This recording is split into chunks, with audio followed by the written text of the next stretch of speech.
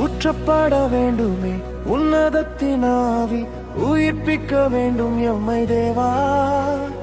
முன்மாரியாக அன்று பொழிந்திட்ட ஆவியே பின்மாரியாக இன்று பொழிந்திடுமே.